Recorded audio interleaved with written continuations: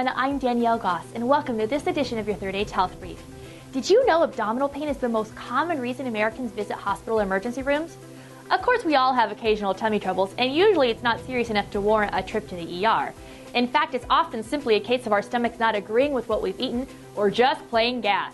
But if your tummy is uncomfortable on a regular basis, it's important to see your doctor, discover the cause of the issue, and deal with it. But here are the top 10 most possible reasons why your stomach aches. Too few chews. Some nutritionists recommend chewing every bite at least 20 times so that you can break down your food into small enough particles that will mix easily with enzymes. This technique guarantees easier digestion and absorption. Hiatal hernia. This is a kind of hernia where the upper part of your stomach has been forced up through a hole in your diaphragm. It could have happened with heavy lifting or long ago while giving birth to your child. Sometimes physicians can just push it back into place. Other times, surgery is required. Stomach ulcers. If you have a burning pain, heartburn, chest pain, belching and vomiting, it could be a stomach ulcer. In severe cases, it can cause pain in the abdominal area that radiates to your back. Medications such as aspirin and ibuprofen may be the cause. Inadequate stomach acid. If the acid in your tummy is too weak to digest the food you eat, your meal will end up sitting in your stomach longer than it should.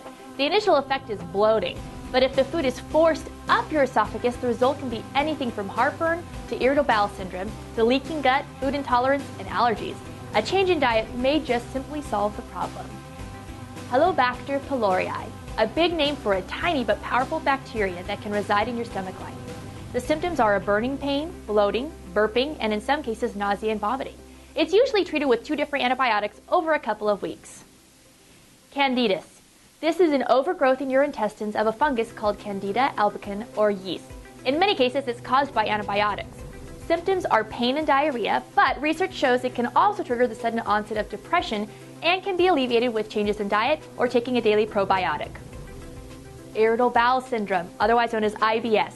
Lower abdominal pain, diarrhea, constipation, or both altering are common symptoms of IBS. Although there's no cure for the problem, specific diets are recommended to reduce its frequency, such as no dairy and gluten-free. Food intolerance.